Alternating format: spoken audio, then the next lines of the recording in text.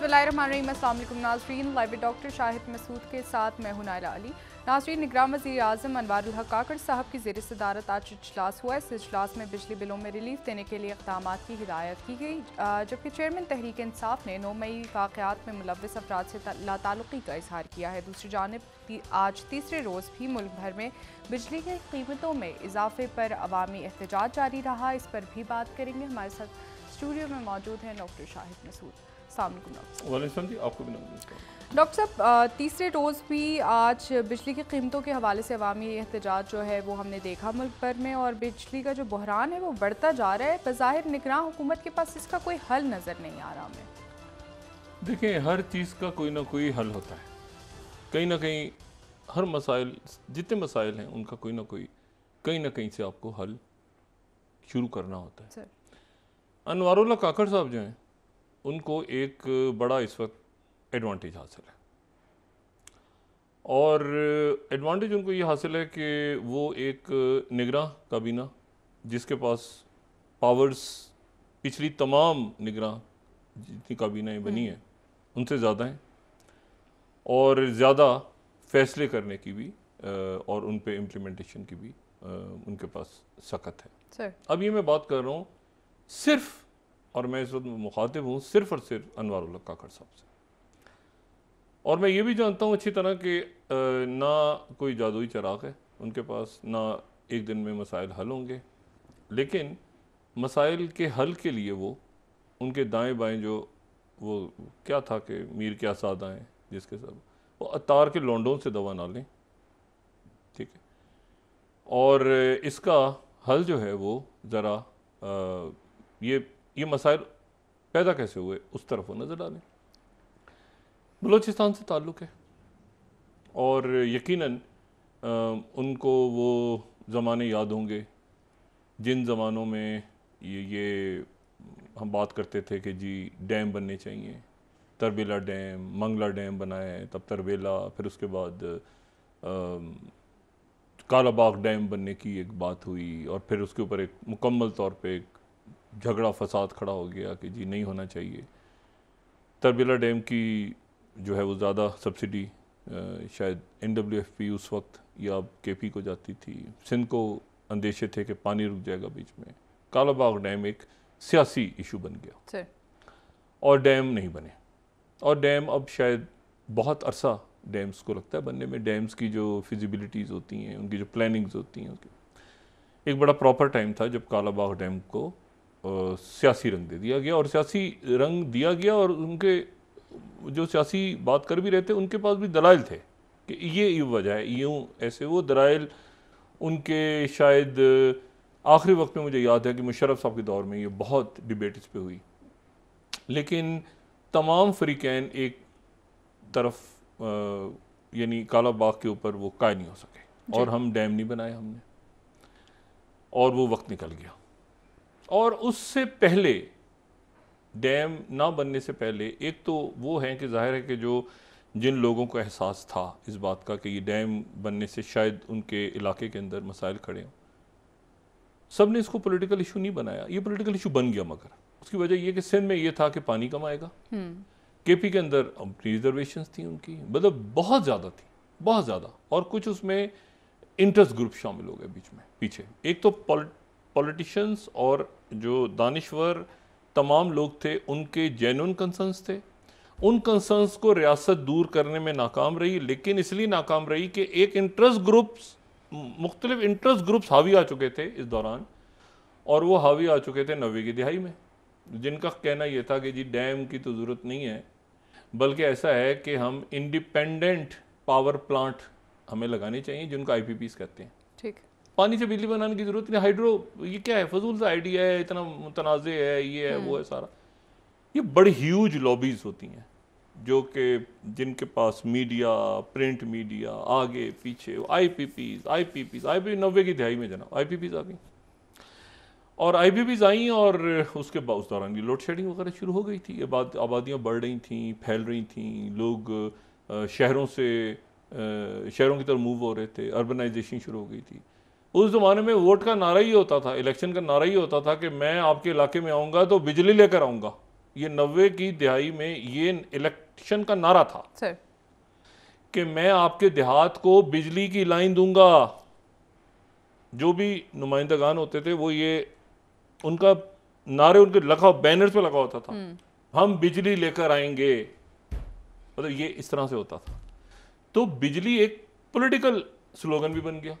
अब वो स्लोगन बना तो आईपीपीज, अब कौन सा डैम बनेगा, कब बनेगा, क्या बनेगा, हम लेकर आएंगे। वो फटाफट जनाब वाकई बिजली आना शुरू हो गई, और बिजली आना शुरू हुई तो ये इंडिपेंडेंट पावर प्लांट्स, अभी आईपीपीज।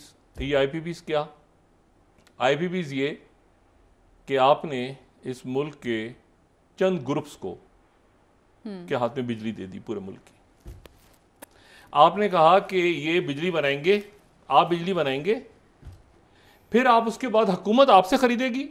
ठीक, यानी बिजली आप बनाएंगे, हुकूमत आपसे खरीदेगी, और फिर आगे ये जो डिस्कोज नहीं बने हुए सारे, पेपको, लेपको, टेपको, ये जितने बने हुए हैं, ये डिस्ट्रीब्यूशन, ये जितने हैं, इनकी ये डिस्ट्रीब्यूशन कंपनीज बनी। ठीक है, हबको से स्टार्ट हुआ था पहली आईपीपी, वहां से, और वो आगे जाएंगी, और फिर उसके बाद वो बिल्स लेंगी, और वो यहाँ पर ये जो आईपीपीज हैं, ये जब हुकूमत इनसे बिजली खरीदेगी तो इनको पेमेंट डॉलर में करेगी। अच्छा जी, इनकी पेमेंट्स डॉलर में होंगी, और डॉलर में पेमेंट होगी। डॉलर उस वक्त शायद बहुत ज्यादा थे हमारे पास, हवा में उड़ रहे थे या दरख्तों पे उग रहे थे, तो इन्होंने शिक डलवा ली। और साथ ही ये कि कभी मुआहदा खत्म होगा तो वो लंदन की अदालत में तय करेंगे, पाकिस्तान में नहीं तय करेंगे। ये सारी शिकें डलवा ली। अब वो जनाब, और उसमें तो ये भी हुआ, 2-4 बाहर की फर्म्स भी आई, लेकिन बाद में वो भी चले गए, और सारी जो बिजली है मुल्क की आईपीपीज, वो उनके ऊपर आपके यहाँ की एक, जैसे रियल इस्टेट आप लगा लें, जैसे शुगर में लगा लें, जैसे गंदम में लगा लें, वैसे बिजली की भी एक माफिया है, क्योंकि बिजली पैदा करने वाले जो लोग हैं वो प्राइवेट हैं। ठीक है, अच्छा, अब जनाब क्या हुआ कि वो आईपीपीज आ गई, और आईपीपीज जो है वो उसके बाद वो चलती गई, अब वो चल रही हैं, आईपीपी चल रही हैं, तो मजीद आईपीपीज आएंगी। इस दौरान वो कोल हमारे पास, थर कोल, लेकिन फिर पता चला वो भी मौका गंवा दिया हमने, क्योंकि उसके बाद ये कार्बन एमिशन और ये दुनिया भर में पेरिस एग्रीमेंट कि जी कोल को आप इस्तेमाल नहीं कर सकते। मुझे नहीं पता, उस पर कभी बाद में बात करेंगे कि कोल, थर कोल का क्या आगे बनेगा, लेकिन एक वक्त था कि हम उसको भी रोक दिया। ये आईपी, मैंने कहा आपसे, कहा रहा है आईपीपीज का एक ऐसी बड़ा, एक ये इतना बड़ा, फिर अचानक ख्याल आया कि नहीं यार, अभी भी वो चल रहा है आईपीपीज, आप उनको डॉलर में पेमेंट किए जा रहे हैं।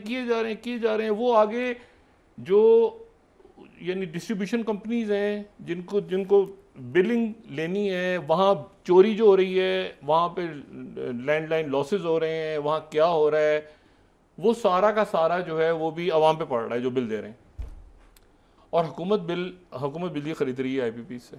अभी मुझे नहीं पता कि इस वक्त कितनी एग्जैक्ट आईपीपीज हैं, 70 हैं, कोई 60 हैं, या पता नहीं कितनी है, लेकिन वो सारी की सारी जो हैं वो हमारे मुल्क के खासुल खास ग्रुप्स के हाथों में है। ठीक है, खासुल खास शख्सियात हैं। फिर अचानक ख्याल आया, ये अनवारुल्लाह काकड़ साहब की खिदमत में गुजारिश है जी। हम तो गुजारिश ही कर सकते हैं, और हमने क्या करना है? ठीक है, हम तो ना बिल चलाएंगे तो बिजली काट के चले जाएंगे, क्या करेंगे? ताजे निकले होंगे सड़कों पे लोग, और अगले महीने और बिजली के बिल बढ़ रहे हैं, आईएमएफ से नत्थी कर दी है कहीं, इसको पता नहीं क्या कर दिया, खुदा जाने। उसके बाद जनाब ज़रा मोहतरम अनवारुल्लाह काकड़ साहब, ये ज़रा आप 2013 का, ठीक है, 14वीं स्लाइड, एक्सप्रेस ट्रिब्यून, ज़रा अपने किसी स्टाफ मेंबर से कहें कि आपकी खिदमत में पेश करे। Powering up government to finally pay IPPs ₹285 billion in outstanding dues. ये शहबाज राना साहब की स्टोरी 2013 की, ये ज़रा पढ़ें कि ये क्या था। और फिर उसके बाद डॉन, 2013 का डॉन निकलवा लें, और ये पढ़ें कि आईपीपीज टू गेट 326 बिलियन, यानी 285 से 326 हो गए आफ्टर साइनिंग एमओयू। ठीक है, ये डॉन है जो हमारी 15 स्लाइड है। ठीक है, अच्छा, ये देख लें कि ये क्या था और ये क्यों था और ये पेमेंट्स उनको क्यों की और किसने की। और फिर उसके बाद ज़रा ये तहरीक इंसाफ के दौर का नेशन मैं दिखा रहा हूँ, 13 slide. Government to take action against sugar, wheat and IPPs scammers. ये शिबली फराज साहब ने उस वक्त 3 रिपोर्ट्स तहरीक इंसाफ की हुकूमत ने तैयार की थी और तीनों बड़ी ज़बरदस्त रिपोर्ट्स थी। ठीक। और तीनों रिपोर्ट्स थी, एक में था, एक थी शुगर माफिया, दूसरी थी गंदम और तीसरा था IPPs। ठीक है। और उसके बाद फिर जो पाकिस्तान टुडे, आरिफ निज़ामी साहब अल्लाह ताला उनके दर्जात बुलंद फरमाए, उनके साहबजादे वरन करते हैं, कमाल का ये निकालते हैं ये पाकिस्तान टुडे प्रॉफिट जो कि इकोनॉमी के ऊपर। तो 12 स्लाइड के NAB relaunches probe into 500 billion scam involving payments to favoured IPPs। ये कोई मैं ज़्यादा पुराना नहीं है, ये है 5 ये जुलाई का, 5 जुलाई 2023। सर ठीक है।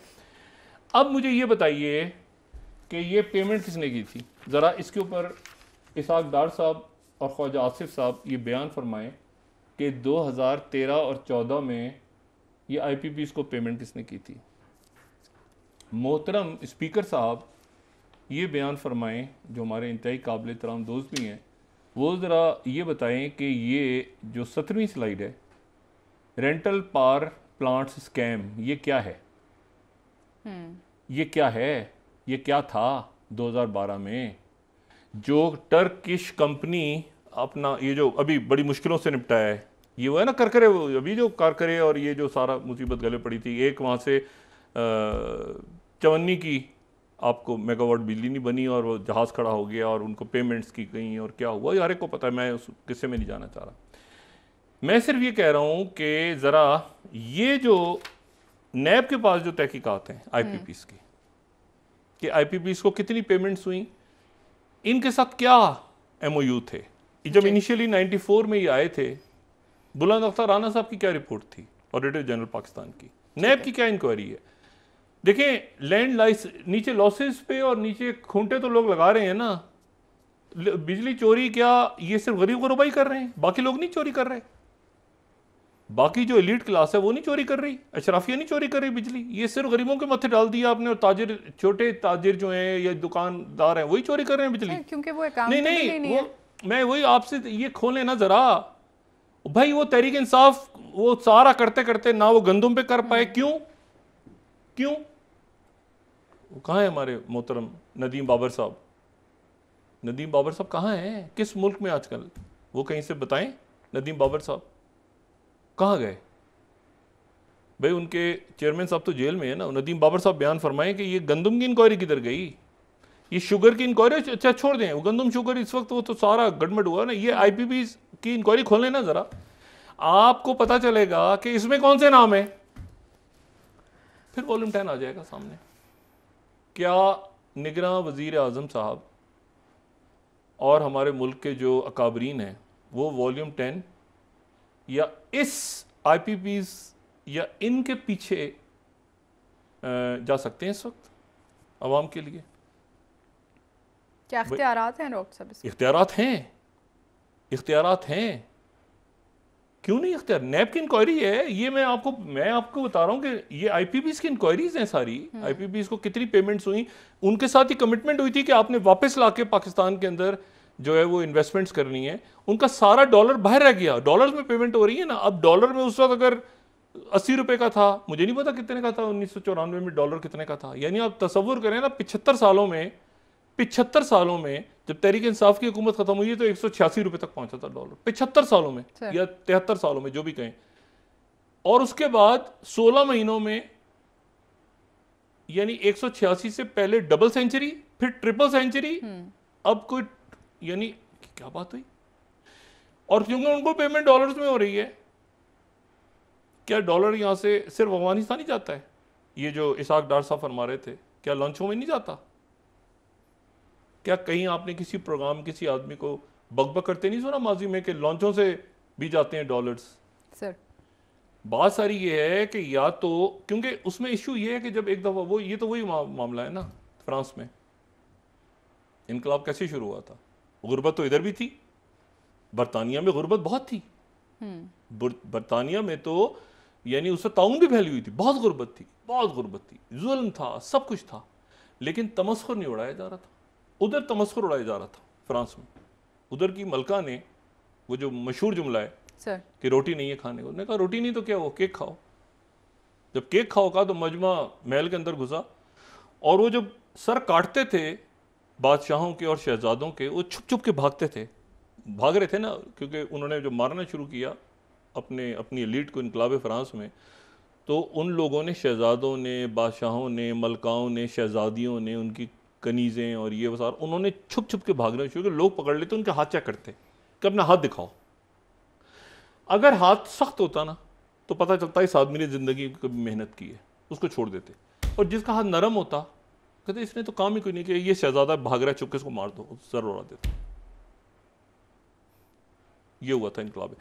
बात सर ये, आप शुरू इससे कुछ फौरी तौर पे कम नहीं होगा बिजली का, 1 हफ्ते बाद, 10 हफ्ते बाद, लेकिन लोगों को इतना तो पता चलेगा ना कि कहीं अकाउंटेबिलिटी हो रही है। अगर आप उन लोगों को, अपनी काबीना में भी हैं, आपकी काबीना में भी हैं जी, पिछली काबीना में, हर काबीना का हिस्सा होते हैं आपको, आपके वो ये इन्वेस्टमेंट्स, ये इंटरेस्ट ग्रुप्स हैं, हर पार्टी पे लगाते हैं, हर पार्टी पे लगाते हैं। और ये भी ध्यान में रखते हैं कि दरमियान में कोई केयर टेकर आ जाए और केयर टेकर कोई तूल पकड़ जाए तो कैसे मामला हैंडल करने, या तो मुल्क ठीक कर लें, हाँ। या सुबह फिर मजमे को फेस करें।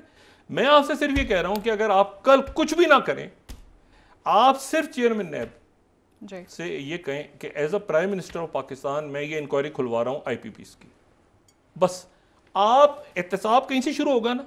ये बाकी लैंड लॉसेज, नीचे मामलात, आप ये कहें कि मुझे ज़रा रिपोर्ट दें कि कहाँ कहाँ पे, ये आप ज़रा गरीबों पे रहम खाएं थोड़ा सा, ठीक है ना। ग्रे इकॉनमी आपको नज़र आती है, वो कोई ढाबे वाले को उठा के ले जाते हैं, कभी किसी को सब्जी वाले को पकड़ लेते हैं, कोई छोटा ताजिर काम कर रहा है उसको तंग कर। आप पहले ये देखें कि आपको मशवरा, आपको ब्रीफिंग कौन दे रहा है। आपको ब्रीफिंग्स देने वाले वही लोग हैं जो उनके मतलब पार्टनर्स इन क्राइम रहे हैं, जो कि मुल्क के अंदर इन बहरानों तक लेकर आए हैं, फिर उनको नत्थी IMF से कर दिया कि IMF ऐसे होगा वैसे होगा, पावर पॉइंट। आप जनाब वज़ीर आज़म बलूचिस्तान से हैं और बड़े दानिश्वर और बड़े अच्छे जुमले और बड़े यानी अच्छी शख्सियत हैं, लेकिन ये ज़्यादा पावर पॉइंट्स के चक्कर में ना पड़ें। ये पावर पॉइंट्स नहीं, ये पावर पॉइंट प्रेजेंटेशन जो है ना, ये अपनी जगह एक फितना है बहुत बड़ा। वो ये देखें ऐसे है, यूं है, अच्छा इंप्रेशन, वो अच्छा, ओके ओके ओके, इजाज़त दो यार, कितनी अच्छी, हमें कितनी अच्छी प्रेजेंटेशन दी है। ओ भाई, वो प्रेजेंटेशन को आप छोड़ के कहते ना जमीनी हकाइक नहीं जमीन वापस जाएं, सोचें, अपने जहन में लाएं। अनवारुल्लाह काकड़ साहब, IPPs क्या था, IPP स्कैंडल क्या था, रेंटल पार्क क्या था, ये क्यों तहरीक इंसाफ के दौर में गंदम का स्कैंडल और चीनी का स्कैंडल, और तीनों की कमाल रिपोर्ट्स हैं। कमाल की बात है, तीनों की रिपोर्ट्स कमाल है। IPPs की रिपोर्ट अभी की रिपोर्ट है 278 सफात की, नहीं कर सके वो, क्योंकि वही इंटरेस्ट ग्रुप सारे दाएं बाएं आगे पीछे आगे। तो आप जो हैं वो कल जब बैठें तो अतार के लौंडों को एक एक ठुड्डा मार के हटाएं साइड पे, और सिर्फ उनसे एक बात कहें कि मुझे पहले तो ला के दो ना, कि पहले तो ये बताओ IPPs जो हैं, अच्छा आप उन्हीं से ब्रीफिंग ले रहे हैं, यार कमाल की बात है। ब्रीफिंग भी उनसे ले रहे हैं, वो आपको कहानी सुना रहे हैं। अब ब्रीफिंग ताजुरों से, आप आम आदमी से ब्रीफिंग क्यों नहीं लेते? वो आम, ये किसी को बुलाएं, वो आपको बता देगा, जनाब वज़ीर आज़म एक प्रिंट आउट निकाल के दे देगा आपको, ये खबरें छपी हुई हैं सारी, आप ज़रा चेक कर लें कि ये IPPs कहाँ से आए थे, कैसे आए थे, कितना इनका पैसा बाहर है, ठीक है। ये इंक्वायरी रिपोर्ट मंगा लेना तहरीक इंसाफ, अब तो एड्स कह रहे हैं उनको, आप चलें, एड्स उस वक्त नहीं थी जब आप उनके साथ थे, तो उस वक्त की रिपोर्ट्स मंगा लें। ये इंक्वायरी गवर्नमेंट की इंक्वायरी रिपोर्ट्स है, लेकिन अमल दरामद नहीं हो सका क्योंकि वो घुसे हुए थे सिस्टम के अंदर, और आज वो बाहर बैठे हैं, पैसा अरबों रुपया वो कमा गए। फिर उससे पहले वो डार साहब ने एक दिन में रिलीज कर दिया उनको, फिर उससे पहले वो, ये क्यों? क्योंकि लोगों का दबाव आता है ना, शदीद दबाव है कि जी बिजली लोड शेडिंग हो रही थी, उन्होंने कहा जी 24 घंटे में हमने लोड शेडिंग का खात्मा। कैसे हो सकता है 24 घंटों में, एक दिन में, 2 दिन में? उन्होंने पैसे लिए बिजली दे छोड़ दी। वो कह रहे हैं हमारे तो इतने ड्यूज हैं, पब्लिक मर रही है, वो कह रहे हैं हमारे तो अरबों रुपया देने। आप उनके एसेट्स चेक करें ना, बाहर उन्होंने कितना पैसा रखा हुआ है बाहर, और उन्होंने जो यहाँ इन्वेस्ट करना था पाकिस्तान के अंदर, उन्होंने इंफ्रास्ट्रक्चर खड़ा करना था। आप आईपीपीएस के कॉन्ट्रैक्ट तो पढ़ें, वो कहते हैं कि हमें आप पावर प्लांट लगाने दें, हम इंफ्रास्ट्रक्चर बनाएंगे, हम यूं करेंगे, हम टू करें। आगे उन्होंने ये डिस्ट्रीब्यूशन कंपनियां, फिर उसके बाद वो लॉसेज, फिर वो सारा मत्थे मार दिया आवाम के।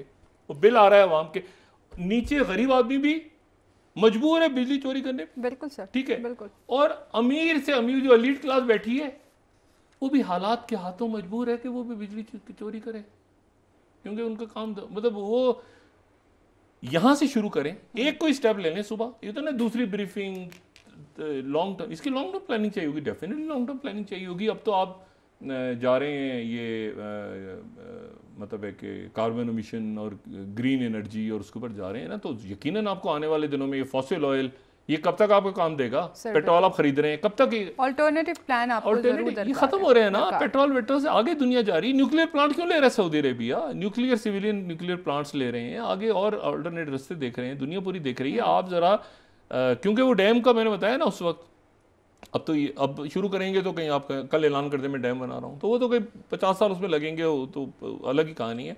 लेकिन यहाँ से अगर आप कल उठा लेंगे ना कि आईपीपीएस के खिलाफ तहकीकात यहाँ वो, अच्छा ये बड़ा कमाल होता है मुल्क में। मैं आपको बताऊं कि जी हमें एक खास ग्रुप बैठा होता है, हमें अगर आपने काम हमारे ऊपर हाथ डाला, हम पाकिस्तान से कारोबार बंद करके बाहर चले जाएंगे, इन्वेस्टमेंट नहीं, इनको जाने दें। आप नौजवानों को जो कह रहे हैं ना कि जिसने मुल्क छोड़ के जाना है वो चला जाए, नहीं, इनको कहें ये जरा जाके दुबई में या नॉर्वे में या इंग्लैंड में या जर्मनी में इतनी 2 नंबरी करके इतना पैसा कमा के तो दिखाएं। इनका पैसा वहां पड़ा है, लूटते इधर हैं। वो इनको इतनी छितरौल करें, ये जो लूट मार यहां मचाते हैं, इनके बच्चे वहां पढ़ते हैं, इनके पैसे वहां पड़े हैं। लूट मार चरागा ये है, पाकिस्तान को खाते हैं। मसला ये सारा कि आप इंक्वायरी खोल दें सुबह, भाई आप तो नहीं है ना पॉलिटिकल नहीं है, आप तो नहीं कराएं, आप जरा इंक्वायरी खोल दें और सारे आईपीपीएस वालों को बुलाएं ना कि बच्चे बैठ जाओ और ये नैब से कहें कि जरा तहकीकात, ये रिपोर्ट बनी हुई थी और ये जनाब साबिक वजीर आजम ने कहा कि ये रिपोर्ट बनाओ, लेकिन उसके बाद उनके पास लोग आए कि सर मैं तो आपका डोनर था, मैं तो आपका डोनर का, यार अच्छा यार ये इसको भी रखो, ये गंदों को भी रखो, इसको भी रखो। फिर उसके बाद जो कुछ हुआ वो तारीख का हिस्सा है।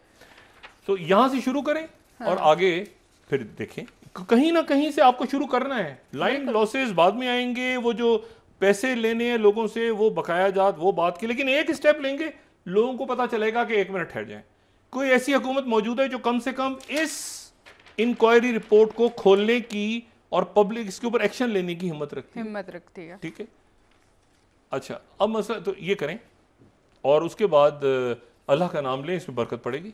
एक सीधे नहीं, रिपोर्ट्स बनी हुई है ना, लोग सामने हैं सारे, आप उनसे अच्छा हम लंदन के उसमें जाएंगे, और भाई पाकिस्तान में आपने किए है ना, तो पैसा बाहर सारा पड़ा हुआ है, आप कहेंगे भाई 1 मिनट रोक लें जरा, नेशनलाइज कर लें आईपीपीएस को, क्या इशू है, हुकूमत ले ले अपने पास, नहीं आपसे उनसे चलता। ये सारा जो है ना, ये एक बहुत बड़ी माफी है और इसका केस बनाया नैब के पास पड़ा हुआ है और नैब जब चाहे इसकी तहकीकात खोल सकता है। मैंने डॉन को भी कोर्ट किया, खली कियानी साहब की गालिबन रिपोर्ट है, शहबाज राना साहब की रिपोर्ट है और ये जो पाकिस्तान टुडे की रिपोर्ट है। तो ये यहाँ पे रुकते हैं, ठीक है, और देखते हैं कि कल हुकूमत क्या करती है, कल दोबारा कोई हल है, हर चीज़ का हल होता है। नीयत आपकी अच्छी हो, खुद ब खुद अल्लाह ताला ऐसे असबाब पैदा करता है कि जिसके नतीजे में रास्ते खुलते हैं। और ये तो मैन मेड क्राइसिस है, ये कोई कुदरत की तरफ से आपके पास बिजली का बहरान आ गई है।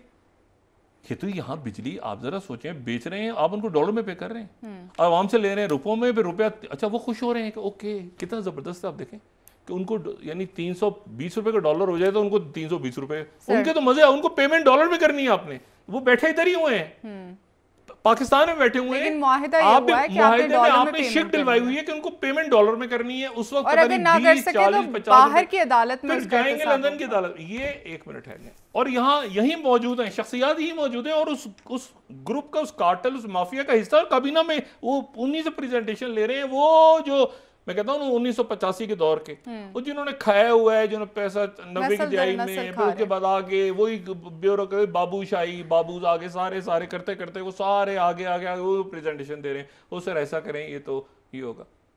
तो हम तो इतनी गुजारिश कर सकते हैं, ठीक है। बाकी डॉक्टर साहब वापस आके बात करेंगे मजीद मुल्की और खित्ते की मामलात पर भी। करके दिखाएं, ये चैलेंज है। क्या ये शुगर गंदम और आईपीपी स्कैंडल की रिपोर्ट्स को सामने ला के उस पर एक्शन ले सकते हैं कि नहीं, ये चैलेंजिंग रिपोर्ट है। बाकी सारा फसाना है, कल प्रेजेंटेशन देंगे, कल वो दूसरा इजलास होगा, तीसरा इजलास होगा। ठीक है डॉक्टर। और जो प्रेजेंटेशन देने आए लोग उनके एहसास से चेक करवा लें पहले कि कहाँ पड़े हुए किस मुल्क में।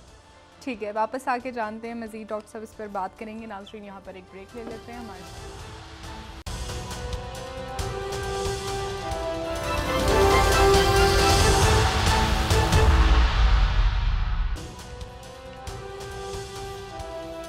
वेलकम बैक नाज़रीन। जी डॉक्टर साहब, आईपीपीज़ के हवाले से बात की आपने और आपने कहा कि निगरान सेटअप को इस हवाले से भी तहकीकात करा लेने चाहिए, तो कोई हल मौजूद है क्या निगरान सेटअप के पास? नहीं, एक डायरेक्शन दे सकते हैं ना कि आईपीपीज़ की इंक्वायरीज आप खुलवाएं और उसके बाद आप ये देखें कि किन लोगों को ये आईपीपी दी गई और बतौर सियासी रिश्वत दी गई।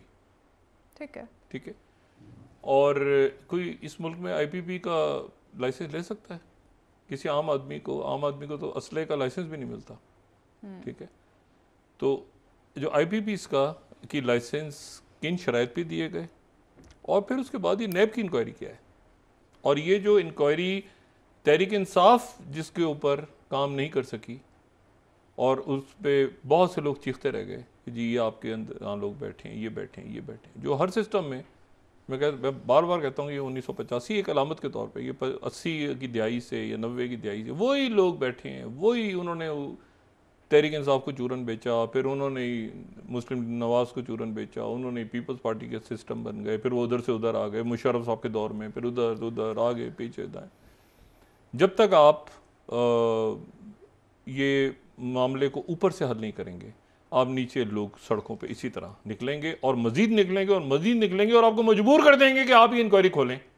ये इंक्वायरी खोलें आप कि आईपीपीज़ और डिस्ट्रीब्यूशन कंपनीज और कितने टैक्सेस हैं, और ये आदात के गोरख धंधों में ना डालें। हमने जी इतना वो फिस्कल डेफिसिट और ये फलाना वो धमाकना वो सारा अवाम के ही डालना है ना। आप क्या हाथ डाल सकते हैं इन लोगों पे? जो बड़े बड़े मुल्की माफियाज हैं आप डाल सकते हैं, क्योंकि आपने इलेक्शन में हिस्सा नहीं लेना। आप डालें और उसके बाद लोग आपकी बात सुनेंगे। लेकिन अगर आप बिल्कुल उन्हीं लोगों से पावर पॉइंट्स ले रहे होंगे तो उसका सड़क पे पावर पॉइंट नहीं चलता। ठीक है, सड़क पे पावर पॉइंट नहीं चलता, सड़क पे 0 पॉइंट चलता है।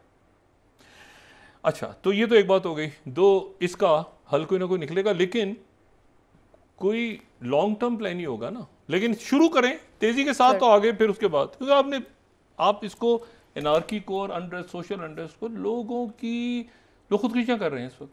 अब खास तौर पर आप बता रहे हैं अभी तो कुछ भी नहीं हुआ, अगले महीने और ज़्यादा आएगा। अच्छा, अभी तो कुछ भी नहीं हुआ, अगले महीने और आएगा। इस तरह के जो आपने रखे हुए हैं 10 आस-पास लोग, पहले तो उनको कहाँ क्या जरा मतलब है कि सादा अल्फाज में ये लोगों के सामने आना चाहिए और तहकीकात खोल दें इसके ऊपर। ख़त्म कि डिस्ट्रीब्यूशन में लॉसेस कितने, गरीब गुरबा के बजाय इसके कि आप लोगों के जाके घरों से मीटर और खूंटे उतारें। आप ज़रा ऊपर जो मुफ्त बिजली खा रहे हैं लोग बैठ के, आप वहाँ से स्टार्ट करें।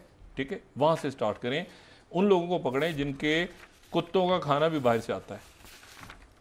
ठीक है, अच्छा, अब ये है कि ये तो बात ही होगी। दूसरी बात ये है कि देखें, ये पूरी दुनिया में इस वक्त एक हिजान सा है, और हिजान से जो है वो क़यादतें ही निकालती हैं। सड़कों पे अनार्की, वैसी सोशल अनरेस्ट है, वही पॉलिटिकल अनरेस्ट है, इकॉनमी आपकी, ये सड़कों के ऊपर लोग बिल जला रहे होंगे। ये बिल जलाने का मतलब सिविल नाफरमानी है कि हम नहीं दे रहे बिल। ये सिविल नाफरमानी की तहरीक शुरू है ना एक तरह से। आप इसका अगर बिल जला रहे हैं, लोग कह रहे हैं हम नहीं सुन रहे आपकी बात, हम नहीं देंगे बिल, तो इसका मतलब सिविल नाफरमानी है। इसको यहाँ रोकें, ठीक है, और इसका प्रॉपर कोई तरीका निकालें। और ये मैंने बताया कि आप इनको पकड़ लें लोगों को। ये पावर पॉइंट से क्या आपको बिजली के लोगों के बिल कम करके देंगे, आपको पावर पॉइंट से प्रेजेंटेशन देने वाले। मैं अलामत के तौर पे अल्फाज इस्तेमाल कर रहा हूँ। बड़ी दुनिया तरक्की कर गई है और पावर पॉइंट प्रेजेंटेशंस बड़ी कमाल, मैं एक अलामत के तौर पे इस्तेमाल उनकी कर रहा हूँ जो हर एक को चूरन बेचते हैं जाके, और ज़मीन पे क्या हो रहा है उनको कुछ नहीं पता होता। ठीक है, तो उनसे भी रब्ता रखें और ऊपर भी रब्ता। दूसरी बात यह है कि ये जो एक इवेंट हुआ है ना, वाटरशेड मूवमेंट, जो वाटरशेड मूवमेंट हुई है, जो कि अभी पिछले 2 रोज़ पहले, जो कि ब्रिक्स, एक्सपेंडेड ब्रिक्स, अब मुझे नहीं पता कि ये ब्रिक्स, अच्छा ये अब ये इतना इम्पॉर्टेंट है पाकिस्तान के लिए इस वक्त कि हम ज़रा दाएं बाएं अपनी नज़र रखेंगे, ये सारे इर्द गिर्द के वाक़यात आपके मुल्क के ऊपर असरअंदाज हो रहे हैं। लोग ये देख रहे हैं इन्वेस्टमेंट्स, अच्छा यहाँ तो ये हंगामा रही शुरू हो गई, पॉलिटिकल अनरेस्ट, आगे पीछे दाएं बाएं, तो इसको काबू पाएँ। ये रियासत, ये पाकिस्तान सबका है, ठीक है। और पाकिस्तानियत की बात हो रही है, ये चंद घरानों का या चंद मखसूस अफराद का या उनका ये मुल्क नहीं है। तो आपने हाथ डालें और फिर उसके बाद गरीबों तक जाएं। उनके पास है कि आप क्या कहेंगे, तुमसे रोटी जब्त कर लूँगा, रोटी छीन लूँगा, छीन लें, रोटी है ही नहीं उनके पास, तो क्या आप उनको करेंगे? वो तो ढांचे हैं, सड़कों पे घूम रहे हैं, गरीब गुरबा, कोई खुदकुशी कर रहा है, कोई तो बहरहाल। अच्छा, अब मैं ये कह रहा हूँ कि वाटरशेड मूवमेंट ये है कि ये इजलास हो रहा है अब जनाब, ये एक्सपेंडेड ब्रिक्स, मुझे नहीं पता कि इसका नाम अब क्या रखा जाएगा, क्योंकि ब्रिक्स तो नाम रखा गया था ना 6 मुल्कों के हवाले से, 5 मुल्कों के हवाले से, BRICS ब्रिक्स, अच्छा तो 5 या 6 जो भी, तो बहरहाल तो अब उसमें हो गए 6 ममालिक मजीद शामिल हो गए, तो ये हो गए 11। तो 11 जो हैं वो 5 से 11 हो गए, यानी दुगने से भी ज़्यादा। तो अब इसका नाम ब्रिक्स तो रहा नहीं, अब इसका नाम क्या होगा? ब्रिक्स प्लस होगा, इसको कोई नया नाम रखा जाएगा ना। सऊदी अरेबिया इसमें आ गया, UAE इसमें आ गया, ईरान इसमें आ गया, यानी जो मशरिक़ वस्ता के 3 बड़े तेल पैदा करने वाले ममालिक। हिस्टोरिकली इंपॉर्टेंट अर्जेंटीना क्या है, उसके बाद बात करेंगे। हिस्टोरिकली इंपॉर्टेंट, ठीक है, अर्जेंटीना को आप नजरअंदाज, बिल्कुल अर्जेंटीना लैटिन अमेरिका से आ गया बीच में, दरमियान में आपके अफ्रीका से स्ट्रेटेजिकली इंपॉर्टेंट इथोपिया और स्ट्रेटेजिकली इंपॉर्टेंट इजिप्ट, ठीक है, 2 मुल्क अफ्रीका से आ गए। अब आज Indian prime minister Narendra Modi, उनका दिमाग कहीं है, दिल कहीं है। दिल तो नहीं है ना कि इस ब्रिक्स में रहें, दिल है कि कहीं अमेरिका से कोई आवाज़ आ जाए, कोई बचाए, कोई करे। अमेरिका, मैं एज ए स्टूडेंट, मैं कोई ये क्रिटिसिज्म नहीं हो रहा, ये सिर्फ देख रहा हूँ कि ये क्या सिर्फ इतना दुश्वार है समझना, इतना मुश्किल है समझना कि प्राइम मिनिस्टर मोदी क्या सोच रहे हैं। अच्छा, क्या मतलब उनके क्या जहन में क्या है? मतलब इस वक्त जो है ये जो G20 है, मिसाल के तौर G20 समिट हो रही है अगले महीने, क्या G20 रेलेवेंट नहीं हो रही? G20 के मुल्कों को आप दे देंगे, G20 में है कौन कौन? पहले तो ये देखें ना, G7 था ना पहले, तो G7 से ये पोस्ट सोवियत यूनियन ग्रुपिंग है ना। प्री सोवियत यूनियन ग्रुपिंग तो वो थी first world, second world, third world, वो तो हम निकल बात। ये पोस्ट सोवियत यूनियन टूट गया तो G7 बन गया पहले। G7 अमीर मुल्क, ओहो G7 आप देखिए ना, G7 में अमेरिका, कनाडा, बर्तानिया, फ्रांस, इटली, जर्मनी, जापान, ये G7 ममालिक। अच्छा, ये अमेरिका, ये G7, G8 आया बीच में, रशिया, उनको निकाल दिया उन्होंने। अच्छा, उसके बाद आप ये देखें कि G20 कौन है। अब G20 के मुल्कों में अर्जेंटीना तो निकल गया, ब्रिक्स का हिस्सा बन गया। ऑस्ट्रेलिया, अच्छा ब्राजील भी बन गया उनका हिस्सा, चाइना भी ब्रिक्स का हिस्सा, उसके बाद नीचे इंडिया भी ब्रिक्स का हिस्सा, फिर उसके बाद रशिया भी ब्रिक्स का हिस्सा, सऊदी अरेबिया ब्रिक्स का हिस्सा, उसके बाद साउथ अफ्रीका ब्रिक्स का हिस्सा। तो ये तो ब्रिक्स का हिस्सा। आने वाला जो अगला होगा सिलसिला, उसमें गालिबन नाइजीरिया भी ब्रिक्स में आ रहा है, पाकिस्तान भी शायद ब्रिक्स में आ जाए, टर्की भी ब्रिक्स में आ रहा है, कई मुल्क जो है वो ब्रिक्स में जा रहे हैं। अब सवाल यह है कि G20 की क्या हैसियत रह जाएगी? भाई G7 को तो एक तरह से आप समझे ना कि G7 के मुकाबले पे तो आ गया ब्रिक्स, अब इसके बाद तो बिल्कुल ही आ गया ना, ये तो निस्फ दुनिया की आबादी भी ब्रिक्स में है। G20 एक बड़ा फोरम है। G20 80% ऑफ द ये लैंड मास है दुनिया का, जो 80% ऑफ यानी 2/3 के करीब आपकी पॉपुलेशन और 2/3 के करीब आपकी जो लैंड मास है 80%, और तिजारत सारी, लेकिन उसमें जो बेशुमार बड़े मुल्क तो ब्रिक्स का हिस्सा बन चुके हैं और बनने जा रहे हैं। तो सवाल अब ये है, ये ब्रिक्स ना बनता, ये ब्रिक्स क्यों पॉपुलर हो रहा है? ये ब्रिक्स इसलिए पॉपुलर हो रहा है, अगर एकदम आके आप दुनिया के ये जो ब्रेटन वुड एग्रीमेंट है, जिसके अभी हम फंसे हुए ना चक्रों में, ये वही है ना, IPP डॉलर में पे करेंगे, वही उसे जान छुड़ानी है। अब उसमें ये था कि जी ये 90s के अंदर कि उन्होंने G20 बनाई। 99 में उनके थे ये लैरी समर्स थे गालिबन, जो अमेरिकन सेक्रेटरी स्टेट थे, और उसके बाद जो है वो एक पॉल मार्टिन थे जो कनाडा के वजीर खजाना थे, बाद में उनके प्राइम मिनिस्टर बन गए थे। इनका आइडिया था कि G20 बनाया जाए। G7 की मीटिंग हुई थी, उसमें G20 बन गया था। और इमर्जिंग इकोनॉमी, लेकिन वो इकोनॉमीज जो ब्रेटन वुड के अंडर ही रहे, वो जो ट्विन ब्रदर्स हैं ना इसके ब्रेटन वुड के, ये IMF और WTO और वर्ल्ड में, इसके अंडर ही रहे। ये जो ब्रिक्स, उसके वो अगर फोरम वहां पे मौजूद मुल्क अगर जंगे ना छिड़ते, अगर पाबंदियां ना लगाते, अगर हमले नहीं करते मुल्कों पे, अगर वो मईशत गरीब मुल्कों की मदद करती, ठीक है, उन पे बमबारियां ना होती, एक लॉन्ग टर्म नेवर एंडिंग जंगें ना छेड़ी जाती हैं अफ्रीका में, लोग बेघर ना होते, ठीक। आप वो ब्लड डायमंड मूवी देखें तो आपको अंदाजा हो क्या होता है अफ्रीका में। बात यह है कि अगर वो ना होता सारा कुछ, तो ब्रिक्स से खुद ब खुद जन्म लिया है एक ऐसे फोरम ने जहां लोग महसूस कर रहे हैं कि ये उसका काउंटर है, काउंटर नैरेटिव है। अब आज प्राइम मिनिस्टर मोदी ने इंडिया में कहा कि G20 आ रहा है। देखिए, मैं आपको सिर्फ इस पे क्लोजिंग में सिर्फ एक बात कह के क्लोज करूंगा। इनकी रिलेशनशिप मुझे इसलिए समझ नहीं आती कि क्वाड को तो छोड़ दें ना, क्वाड क्या है, ऑकसस क्या है, इसको छोड़ दें आप, मैं इसकी डिटेल में नहीं जाना चाह रहा कि वो स्ट्रेटेजिक मामला आते हैं, उसको छोड़ दें। ये कोविड की वैक्सीन में क्या हुआ था? कोविड की वैक्सीन में पहले आपने जाके अमेरिकन ने और वेस्ट ने पहले उनसे कहा जाके कि एस्ट्राजेनेका बनाएं, तैयार करें, एस्ट्राजेनेका बनाएं।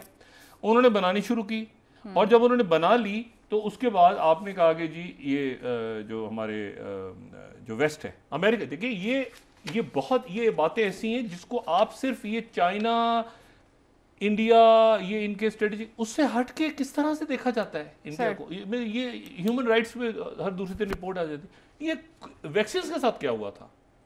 वैक्सीन के साथ जो है, ये वाशिंगटन पोस्ट याद है किसी 6 जुलाई, AstraZeneca vaccine dose produced in India not included in Europe's vaccine passport launch. बात ये सारी कि ये, मैं उस पर दोबारा नहीं बताना चाहता, लेकिन ये कि इसको ये वैक्सीन इनकी पड़ी रही। और मैं आपको बताऊं कि दुनिया में कई मुल्कों में हम क्रिटिसाइज करते हैं बेशुमार, जहाँ तारीफ, इंडिया की जो मेडिसिन हैं कमाल की मेडिसिन, बिल्कुल है, नहीं बड़ी जबरदस्त नहीं, उन्होंने कहा कि आप बड़ी जबरदस्त हैं, आप कई मुल्कों में जाएं तो वहां इंडिया की मेडिसिन आपको उनकी कीमत भी कम होती है, क्वालिटी भी अच्छी होती है, और आप खरीदते हैं जाके। लेकिन मसला ये है कि वेस्ट ने डंप कर दिया। क्यों? ये अच्छा, ये किस खाते में था? भाई आप छोड़ दें स्ट्रेटेजिक पार्टनरशिप और टेक्नोलॉजी ट्रांसफर और ये सारी, उन्होंने वैक्सीन आपकी नहीं दी है सर, और आप कहते हैं कि जाके कि किसी तरह से अमेरिका हमें सपोर्ट करे दोबारा से, और वही उम्मीद है। ये G7 तो वैसे खत्म हो गया ना। ये सुनिए ना, अभी पावर प्लांट से जो हुआ है, वहाँ जो रेडियो एक्टिव मटेरियल पानी के अंदर जा रहा है, उसमें G7 खामोश है, सब चुप है। वो जापान, वो कोरिया की पोजीशन खराब हो गई कि जापान का ये जो पावर प्लांट है, ये 2011 में ज़लज़ला आया था, बहुत शुक्रिया डॉक्टर साहब। उसके ऊपर कोरियंस परेशान है कि वो अभी तो कैंप डेविड में मुआहदा हुआ था, तो हम क्या करें, हम क्या ना करें, कोरिया के अवाम उसमें मुजाहरे कर रहे हैं। बहुत शुक्रिया डॉक्टर साहब, प्रोग्राम का वक्त खत्म हो रहा है। नाज़रीन, कल इंशाल्लाह दोबारा आपसे मुलाकात होगी। इररिलेवेंट हो रहे हैं जी। मुझे नायला अली को इजाज़त दीजिए। अल्लाह हाफ़िज़ जी डॉक्टर साहब। अपना दोस्तों, रिश्तेदारों, के लोगों का सब ख्याल रखिएगा।